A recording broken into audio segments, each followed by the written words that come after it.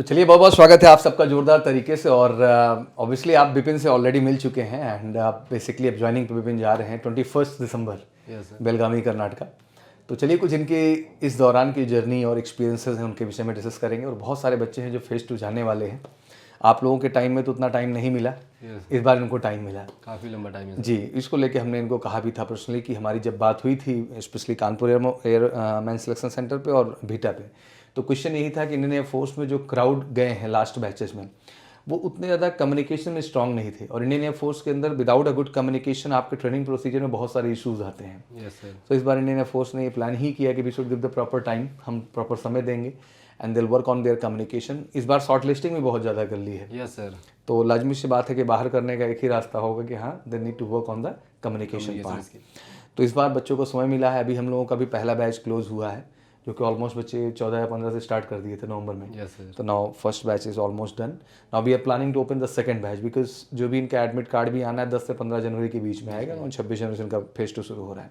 तो they have again 1 month enough time. तो आज आपके माध्यम से थोड़ा इनको गाइडेंस भी, मोटिवेशन भी, खुद को कैसे रखना है, किस तरह मेंटेन करना है। तो सबसे पहले ये बताएं कि कैसा माहौल है ओवरऑल। सर माहौल तो इसमें बहुत बेहतरीन चल रहा है जी। बाकी सोसाइटी में जो ये हवा बना के रखे हैं उनसे मुझे कोई इम्पैक्ट नहीं पड़ता है। मैं खुद से सेल्फ मोटिवेटेड हूँ। और एक बड़ी अच्छी बात इस पर भी मैं ऐड करना चाहूँगा, जिस समाज से हम लोग आते हैं, यस सर, छोटे छोटे गांव हैं, ना उतनी अच्छी स्कूलिंग की फैसिलिटी रही, ना एनवायरनमेंट रहा। आखिर जो 80% आबादी आज भी गांव में बस रही है, आखिर उसके लिए फौज के अलावा रास्ता है क्या? यस सर, एक बेस्ट अपॉर्चुनिटी है। आप क्लास 12 के बाद आप एयरफोर्स को ज्वाइन कर सकते हैं जी। तो इसके लिए आप लोग अगर ये सोच रहे हैं कि अग्निवीर की वजह से, तो ऐसा कुछ नहीं सोचना है। बेस्ट मोटिवेशन आप बढ़िए, आप अगर काबिल हैं तो आपको आगे जाना है और आप कुछ खोएंगे नहीं, कुछ लेके ही आएंगे अगर आना भी है तो। एग्जैक्टली। तो मुझे लगता है कि बैठ करके लांछन लगाने से अच्छा है, क्योंकि देखो प्रक्रिया जो सिलेक्शन की विपिन इतनी आसान नहीं है। मैं बच्चों का दर्द महसूस करता हूँ। साल भर बीत जाते हैं। सोचिए कब एग्जाम हुआ, कब रिजल्ट आया, कब फेज 2 हुआ और कब तक बैठ के क्या कर रहे हैं हम लोग। ज्वाइनिंग तक की जर्नी कितनी लंबी हो जाती है, इतने महीनों में इतनी सारी वीडियोस, इतनी सारी बातें। तो मुझे लगता है कि बड़ी लंबी जर्नी के बाद बच्चे जाते हो। एयरफोर्स में जाएं, नेवी में जाएं, सीजी में जाएं, आर्मी में जाएं, किसी में जाएं, बड़े चैलेंजेस से बच्चों को गुजरना पड़ता है। बिकॉज बाकी कॉम्पिटिशन्स में क्या है बच्चा कि आपने रिटर्न दिया, बात खत्म हो गई। यहाँ से रिटर्न में भी उतना ही दबाव है, फिजिकल में भी उतना दबाव है, जीडी में भी उतना दबाव, मेडिकल में भी उतना ही दबाव है। कहीं भी किसी फेज पे कमी हो जाए तो अंदर से एक घबराहट सी होती है। एक मैं सर अभी आया हुआ था तो आते वक्त मैंने एक चीज़ नोटिस किया हुआ था कि कुछ लोग हुए हैं जो अभी को इसको एयरफोर्स को जो सर बोल रहे हैं कि परमानेंट नहीं होगा ऐसी चीज़ें। बट मैं कहता हूँ कि सबसे पहले अगर कोई तुमको ये बोले कि आप क्योंकि मैं फेस किया कि ज्वाइनिंग के जब मेरा मेडिकल डन हो गया था सर, तो मैं गांव में था तो कुछ मेरे दोस्त थे जो ऐसे बोल देते थे कि अग्निवीर में हुआ है। तो मैं उनके लिए स्पेशली बता दूं कि सबसे पहले आपको रिटर्न देना पड़ता है। सही बात है। रिटर्न के बाद मैंने 1600 किलोमीटर दूर जाके आसाम गुवाहाटी में मैंने फिजिकल दिया है। Very good. फिर रिटर्न आया, फिर जाके मैंने 1600 किलोमीटर दूर छबुआ जाके फिर जाके दिया है। बिल्कुल सही बात। उसके बाद मैंने आया, यदि मेरी थोड़ी सी भी गलती होती तो री मेडिकल के लिए मैं फिर 4 दिन जाता वहाँ पे। एग्जैक्टली। इतनी लंबी मैंने जर्नी और ये 72 घंटे की यात्रा, तो कितना इरिटेटिंग होता है। वी अंडरस्टैंड इस चीज को लेके भी जी। लोगों को लगता है कि मैंने आसानी से प्राप्त कर लिया और ये अग्निवीर आसान नहीं। तो आप लोगों को इसलिए मोटिवेट रहना है भाई कि बहुत मेहनत के बाद मिली है, कोई आसान चीज नहीं है कि जो आपको बेटा ऐसा है। 3.5 लाख लोग, 4 लाख लोग बैठते हैं और उसमें से जो है 5000 बच्चों के अंदर अराउंड इस बार 4500 के आसपास सीट थी आपकी एक्स की और 300 जो है गर्ल्स एस्पिरेंट का। तो इतने सीट में जगह बनाना इज़ नॉट इजी टास्क। कहना बहुत आसान है। We understand the pressure and responsibility. चलिए, ये तो लोगों की सोच है, इसको मैं फार अवे करता हूँ। जब आप आएंगे तो आप में एक बड़ा ड्रास्टिक चेंज मिलेगा और समाज के अंदर जो सोच है वो बदलेगी। मैं तो चाहता हूँ कि हर बैच के बच्चे जाएं, क्योंकि कुछ बच्चे हैं जो अभी भी देखता हूँ नेगेटिव कमेंट्स करते हैं, उनको जैसे मज़ा आता हो इस चीज़ में। मुझे लगता है कुछ कर लो जिंदगी में तब दूसरे के ऊपर आप कमेंट करो तो अच्छा लगता है, उससे पहले करना बिल्कुल अच्छा नहीं है आपके लिए। ओके विपिन, इस दौरान लाइफ थोड़ी सी चिल सी चली होगी, क्योंकि प्रक्रिया कब डन हो गई थी फेज 2 की, फिर पीएसएल का इंतजार चल रहा था। कितना स्कोर था आपका एक्स में? मेरा सर 48 मार्क्स है इसको। ये चीज़ मैं थोड़ा कोट करना चाहूँगा। आप शायद मेरी वीडियोस देखते होंगे, तो हर वीडियो में एक ही बात करता हूँ कि स्कोर ऐसा करो कि उसके बाद संशय में साल भर जीना ना पड़े। कुछ बच्चे ऐसे हैं जो 22 का स्कोर करते हैं और उसके बाद प्रेशर में जीते हैं। मैंने कहा यार 22 मतलब मजाक बना के रखा है। मैं भी एक चीज मैं बता देता हूँ सर, ऐड करूंगा कि मैंने अभी मेरा एक दोस्त है उसका स्टैंड बाय में है, उससे मैंने बात किया तो भाई अगर आपके 22 आए हैं तो कोई फायदा नहीं है, क्योंकि 30 मार्क्स लाने के बाद वो स्टैंड बाय में है। 30 ये आप क्लियर कर लीजिए, कि 30 मार्क्स के बाद वो अभी स्टैंड बाय में है अभी। तो मोटा मोटा हमें लगता है यार विपिन, अगर थोड़ी सी मेहनत कर दी जाए तो कम से कम 15 नंबर मैथ में, 15 नंबर फिजिक्स में, चलो 10-10 क्वेश्चन छोड़ दिए भाई, और कम से कम 15 नंबर में इंग्लिश में भी मान के चल सकते हैं। 45 मार्क्स तो बेसिक डिमांड है, और इसके आने के बाद कोई डाउट रहना है क्या? नहीं रहना है। सर तो मुझे लगता है, और उसके लिए ईमानदारी से तैयारी करनी पड़ेगी। अब मैं आपको बताऊं तो इस बार हम लोग पूरा ग्राफ चेक कर रहे थे, 7 नंबर का सेक्शनल कट ऑफ में जो है फिजिक्स में बच्चे इतना जबरदस्त फेल हुए हैं कि आप इमेजिन नहीं कर सकते हो। दैट मीन जो कॉन्सेप्ट डिलीवरी है या जो उनको क्वेश्चन प्रैक्टिस कराई जा रही था, पहले ये नहीं था। पहले आई हैव सीन कि बच्चे जब ऑफलाइन वर्जन में या एक जगह डेडिकेट पढ़ते थे तो उनमें कॉन्सेंट्रेशन था कि एक टीचर है, कॉन्सेप्ट क्लियर कर रहा है, उस पर बेस्ड क्वेश्चंस लगा रहे हैं डॉक्टर।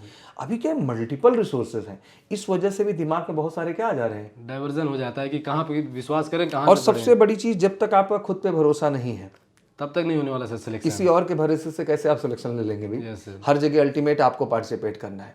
अच्छा, इस दौरान जो टाइम रहा होगा, जैसे आप बता रहे थे कि यूट्यूब चैनल भी चला रहे थे, तो सब कुछ अपडेट कर रहे थे उसमें time to time? Yes sir, मैं अप्रॉक्स में अपना यूट्यूब चैनल नेवी के सेलेक्ट के बाद से स्टार्ट कर दिया था, बट एयरफोर्स का बीच में आया तो मैंने उसका भी थोड़ा स्लो डाउन कर दिया था। फिर फाइनली मुझे 3.5 महीने टोटल मिले हुए थे मेडिकल के बाद।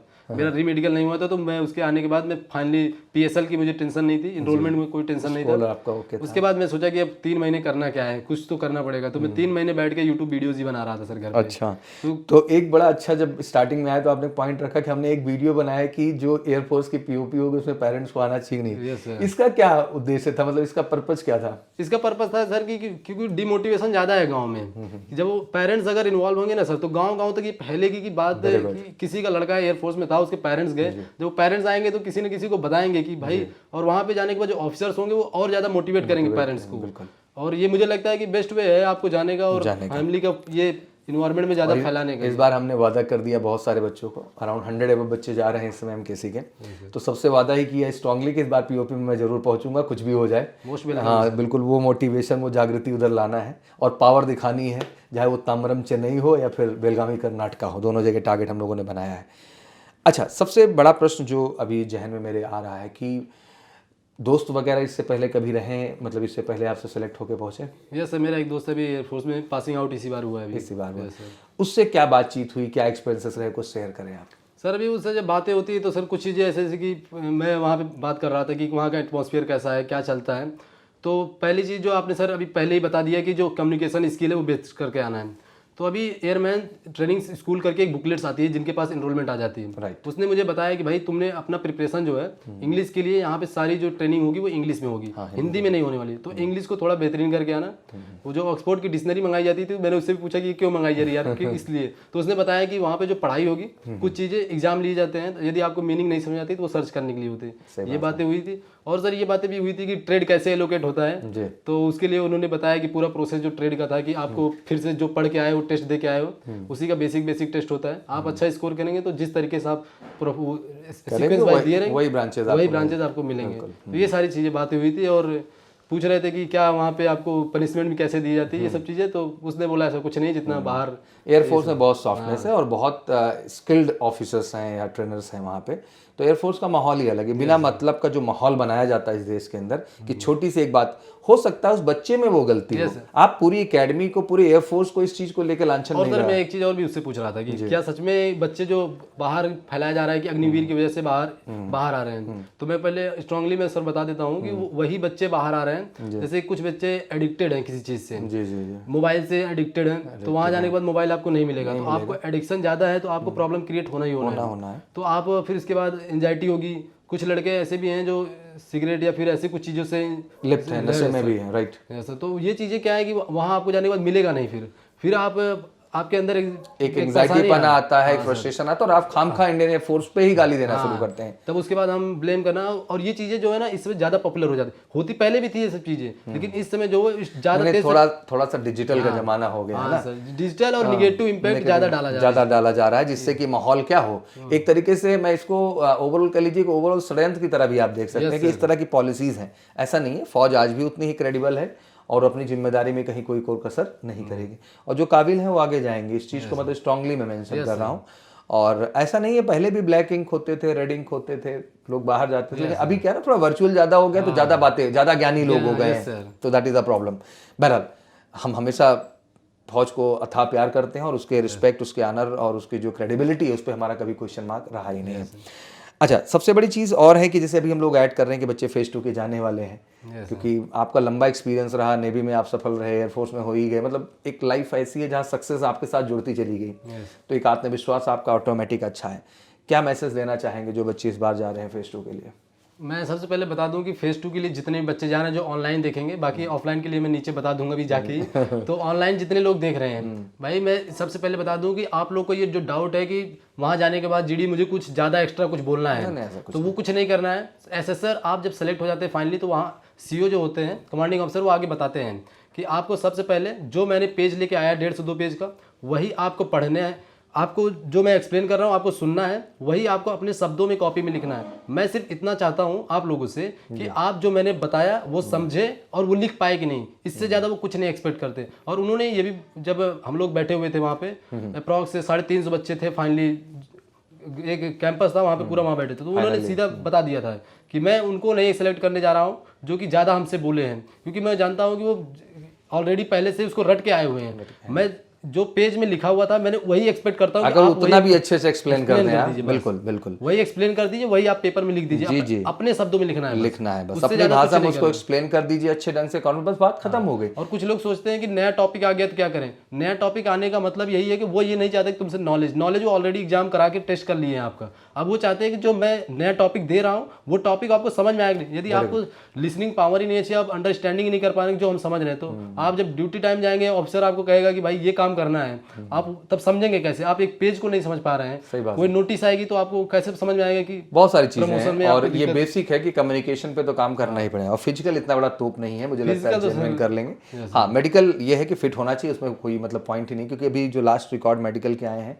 अब सोचो 9000 के आसपास सिलेक्शन था सर, 10,336 सर, इसको मैंने नोट करके डायरी में लाया हुआ है बताने के लिए। उसके बाद कितने मेडिकल आउट हुए आप देख रहे हैं उठा करके। तो ये बड़ा दुर्भाग्यपूर्ण था कि बेसिक बीपी की वजह से या ईसीजी रिपोर्ट्स में गड़बड़ हो जा रहा है बच्चों का, या डेंटल पॉइंट से इशूज आ रहे हैं। तो मुझे लगता है कि मेडिकल भी एक ऐसी प्रक्रिया है जिसको बच्चे एक बार जानने से पहले थोड़ा गो थ्रू हो ले तो उनके लिए वो मददगार हो जाएगी, उनको मदद मिलेगी।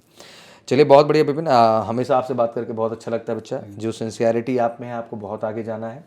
तो ग्रेजुएशन का कौन सा ईयर चल रहा है? सर ग्रेजुएशन सेकंड ईयर है सर। सेकंड ईयर है, तो चलिए आगे HRDC से कंटिन्यू कर लेंगे आपको, दैट्स नॉट इशू। और बिल्कुल मत रुकिएगा, एफकैट का ऑप्शन है, सीडीएस का ऑप्शन है, लाइफ रुकने का नाम नहीं सर। मैं ये भी तो कहता हूँ भाई कि जितने लोग एयरफोर्स में जा रहे हैं, आप लोग ये मत सोच के जाइएगा कि ये अग्निवीर है। आपको ये बेस्ट अपॉर्चुनिटी मिल रही है कि आप लोग वहाँ जाके आपको एक आगे बढ़ने का रास्ता है। क्योंकि मैं चाहता हूँ कि 12th के बाद आपके पास कोई ऑप्शन नहीं है। 12th के बाद आप यदि मिडिल क्लास के हैं तो आप गाँव में किसी छोटे मोटे यूनिवर्सिटी से आप करेंगे, वो 3 से 4 साल आपके बीएससी में 3 साल चले जाएंगे, 4 साल चले जाएंगे। और 4 साल का अगर आप ये मान के चलते हैं कि 4 साल में आपको एरोनॉटिकल स्पेस के बारे में आपको सब कुछ सिखाया जाएगा, और तो ये कैपेबल है आप। Yes sir. और फ्री ऑफ कॉस्ट सैलरी के साथ और एरोनॉटिकल स्पेस के बारे में इतना सब कुछ सीख रहे हैं। और बाहर आएंगे तो एक समाज में स्टेटस और एक मनी और एक फाइनेंशियल इंडिपेंडेंट। और मैं बता दूं कि आपको वहाँ पे पढ़ने का भी मौका मिल सकता है। ऐसा नहीं है कि आप अभी से अगर ठान के बैठ गए। अपनी काबिलियत पे सब डिपेंड करता है। आपका सीईओ इतना सपोर्टिंग होता है, once you have a capability, because मैं तुम अक्सर मिलता रहता हूँ, चाहे आर्मी की हो या फोर्स के हो, कमांडिंग ऑफिसर इतना कोऑपरेटिव होता है कि जो भी इंटेलिजेंट बच्चे हैं, जो भी टैलेंटेड है, जिनके अंदर कुछ करने का है, फौज के अंदर एक बड़ी अच्छी बात है बच्चा कि अगर आप में कुछ करने का जज्बा है तो आपको रोकते नहीं, हमेशा सपोर्ट करके आगे बढ़ाते हैं। और देखो, हर चीज़ अपनी बिहेवियर, अपने नेचर पे होता है कि सामने वाले को आप कैसे इम्प्रेस करके रखते हैं। Exactly, it's all about you. तो वही मैंने कहा, कारवां रुकता नहीं है। कारवां क्या हुआ, लाइफ का शुरू हुआ है, and you have a lot opportunity. जैसे अब लोगों को अवेयरनेस नहीं। अब सोच लो, एफकैट अकेले औसत में देखता हूँ तो अराउंड 700 के आसपास सीट्स देता है हर साल, केवल एफकैट एंट्री से। आप सोचिए 700 ऑफिसर्स जा रहे हैं, टेक्निकल नॉन टेक्निकल फाइन मिला के। सीडीएस आपके पास अपॉर्चुनिटी है, केवल सीडीएस में सोच लो कि आपके पास आर्मी विंग में 270 या 280 के पास वैकेंसीज है। मैं केवल आर्मी की बात करूँ, एयरफोर्स ने भी जोड़ दी, 300 के ऊपर हो गया। तो इतने ऑफिसर्स की एंट्री है। बस अल्टीमेट क्या है कि आपको रिटर्न अच्छा करना है और इस सच में अपनी पर्सनालिटी को ईमानदारी से रख देना, दैट्स इट। सर एक एसएसबी की जैसे बात नहीं की, तो मैं जब एनडीए किया था, मेरा 330 मार्क्स आए थे, फर्स्ट अटेम्प्ट में ही था अपीयरिंग। तो मैं यहाँ देखा कि आप लोग यदि सीडीएस के लिए जाना चाहते हैं तो आपको मैं कहता हूँ कि भाई आप जा रहे हैं एयरफोर्स में, वहाँ आप ऑलरेडी आप ये सोचिए कि आपके पास ऑलरेडी ट्रेंड है। आपके पास पर्सनालिटी में डेवलपमेंट आ चुका है। यदि आप एसएसबी देने जाएंगे तो आप आपका एक level अलग से आपको एक अलग पर्सनालिटी, एक अलग चीज़ है। और थोड़ा कंफ्यूजन ये भी चल रहा है सर, हमें एसीसी की अपॉर्चुनिटी मिलेगी कि नहीं मिलेगी। बिल्कुल मिलेगी, सबको मिल रही है, आपको भी मिलनी है। तो इसको कौन अपडेट कर देता है कि नहीं मिलना है? तो आजकल कह सकते हैं कि फेक इन्फॉर्मेशन बहुत ज़्यादा कैरी आउट होने लगी है, वो भी एक चैलेंजेस है। यस सर, निगेटिव इम्पैक्ट जो ऐसा समाज में ना बहुत तेज स्प्रेड होता है। अगर आप बिल्डिंग जितनी बड़ी एमकेसी है सर, अभी इसको बनाने में कम से कम 2 से 3 साल लग जाएंगे इतनी बड़ी, लेकिन अभी बिगाड़ना हो तो सर जेसीबी बुला के एक दिन में ही उखाड़ के आप खत्म कर सकते हैं। तो वही चीज निगेटिव इम्पैक्ट होता है। बहुत बढ़िया। और मुझे लगता है कि साइकोलॉजी से हमारी जनरेशन को बाहर आना बहुत जरूरी है। जैसे मैं आपको एग्जांपल दूं कि अभी एयरफोर्स सेकंड इनटेक 2024 का एग्जाम शेड्यूल है मार्च को। ऐसा माइंडसेट हो गया है बच्चों को, जैसे उनको अभी से लग के अगर 3 महीने ईमानदारी से मेहनत कर दें तो रिजल्ट में 45 नंबर 50 नंबर लाना कोई बड़ी चीज़ है, लेकिन नहीं लाएंगे। 1 महीने पहले जुगाड़ तलाशने की कोशिश हो, कैसे जुगाड़ कर लें सर और क्या हो जाए। अच्छा, दुख इस बात को भी लेके है कि केवल ये बच्चे नहीं कर रहे हैं, कहीं ना कहीं जो हमारी भी फेटर्निटी है वो इतना उनको ओवर कर देती है कि मैं उड़ा दूंगा, चमका दूंगा, ये क्वेश्चन करा दूंगा, हो जाएगा। तो that fake statement diverting their mind set and they don't understand कि जो रेस में आप दौड़े हो ना, वो अपने दम पे दौड़े हो भाई, किसी और के दम पे दौड़े हो क्या? अगर आप ना दौड़ते तो आप 1600 मीटर नहीं कंप्लीट कर पाते। आपने अगर जीटी में जाके कॉन्फिडेंट होकर बोला बच्चे, तो आपने उसके लिए मेहनत की है, और आपने वो मैथ, फिजिक्स, इंग्लिश या रागा पार्ट के क्वेश्चन सॉल्व किए हैं, तो आपने उसके लिए मेहनत की है। मेहनत के संभव हो जाएगा वो चीज़ें।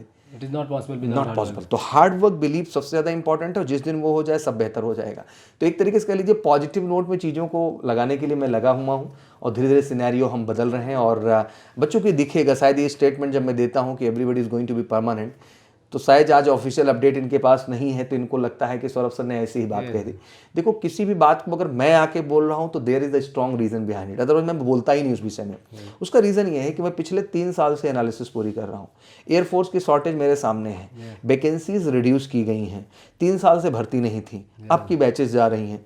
किस आधार पे बाहर करेंगे और कैसे पेट भरेगा एयरफोर्स का? वो सर जैसे आपने कहा कि मैं एक बार तो मैं मान भी सकता हूँ कि आर्मी में, मगर एयरफोर्स एंड नेवी ये दोनों में कभी नहीं होने वाले सर। टेक्निकल है क्यों? यस सर, आपने जो टर्म यूज ना टेक्निकल है, यदि आप टेक्निकल में जा रहे हैं सर, आपको पहले से जो 2 ईयर 6 मंथ या 4 मंथ की सर ट्रेनिंग थी, वो लाके 8 मंथ में कर दी गई है। ऑलरेडी आप फुली ट्रेड नहीं है, उसके बाद आप स्किल्ड होंगे, स्किल्ड भी नहीं होंगे। यदि आपको किसी मान लीजिए ऐसा कोई ट्रेड मिल गया, जैसे मान लीजिए कोई किसी चॉपर या फिर फाइटर पायलट को आपको मेंटेन करना है सर, किसी भी ट्रेड में आप, यस सर, आप वहां गए और आपके पास फुली ट्रेंड ही नहीं है सर, उसकी रिस्पॉन्सिबिलिटी कौन लेगा? यदि फाइट क्रैश हो जाती है, कुछ हो जाता है, तो उसको कौन रिस्पॉन्सिबिलिटी? मेरा इस चीज़ को लेकर इंडियन एयरफोर्स से भी इंटरनल डिस्कशन है, अकेडमी से भी है, और इस बात को बड़ा पॉजिटिवली कहते हैं कि सौरभ जी आप इस चीज़ को बच्चों को बड़ा पॉजिटिव करिए कि if they go and they do perform well, तो हम क्यों बाहर करेंगे? हमें तो चाहिए ही अच्छे लोग।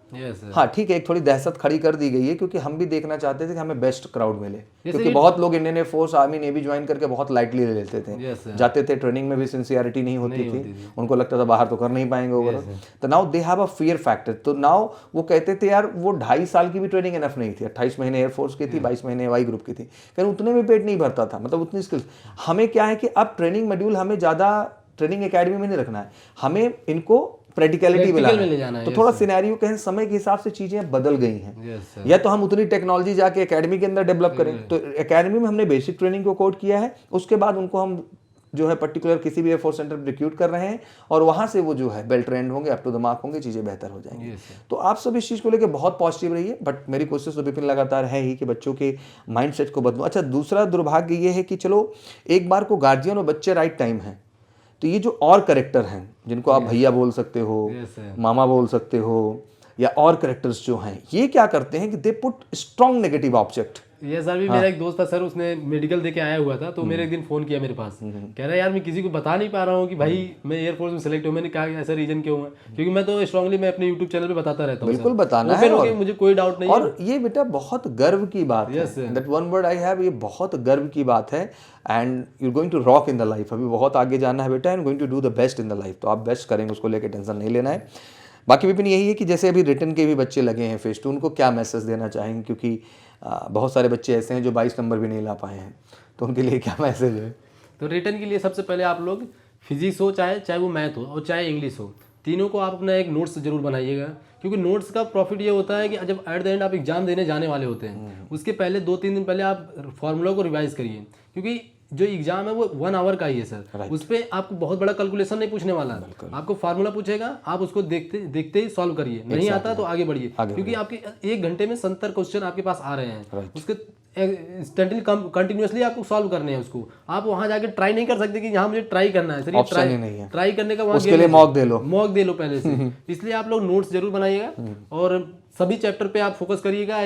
कुछ लोग ऐसे होते हैं जो बता देंगे इलेक्ट्रोस्टैटिक इस पे, इससे कुछ नहीं होने वाला सर, क्योंकि क्वेश्चन जो होते हैं वो अब ऐसे आने लगे हैं कि जैसे आप मैग्नेटिज्म लगा रहे हैं तो वो इलेक्ट्रोस्टैटिक से ही कनेक्टेड रहेगा, कुछ पार्ट उधर रहेगा, कुछ इधर रहेगा। यही मैथ का है, यही फिजिक्स का है। तो इस तरीके से क्वेश्चन आते हैं, तो आपको सारे चैप्टर्स एक बार कंप्लीट करने हैं, क्योंकि आप सारे चैप्टर्स नहीं कंप्लीट करें तो आपका लक भी डिपेंड नहीं कर सकता कि किस आप जिस शेड्यूल पे गए पेपर देने उस पे कौन सा क्वेश्चन आ गया, आपको भी नहीं आ गया, फिर नॉर्मलाइजेशन का इंतजार करते बैठे रहो। चलिए विपिन, बहुत अच्छा लगा। विपिन बेसिकली जो है बहुत टैलेंटेड है एंड वी बिलीव दैट कि ऐसे ही हार्ड वर्क और पॉजिटिविटी बेटा मेंटेन रखें लाइफ में, और ईश्वर करें कि जल्द से जल्द जो है आप एकेडमी पहुँचे और फिर वहाँ से लौटें and then we have a conversation, then you will share the experience that's always great and better. तो चलिए बहुत अच्छा लगा विपिन से मिलके, और बहुत बहुत कांग्रेचुलेसन आपको भी, आपके पेरेंट्स को भी। बहुत बड़ी अचीवमेंट्स है ये, और हम लगातार कोशिश कर रहे हैं कुछ ऐसी ही चीज़ों को बेहतर ढंग से करने के लिए। चलिए थैंक यू सो मच। कैसा लगा सेशन कमेंट सेक्शन में जरूर मेंशन करिएगा, और विपिन को ढेर सारी ब्लेसेस जरूर दीजिए, because he is going for the something great thing. तो मुझे लगता है कि आप सबके ब्लेसेस की भी बच्चे को ज़रूरत होगी। Thank you so much, wish you good luck. जय हिंद, जय भारत।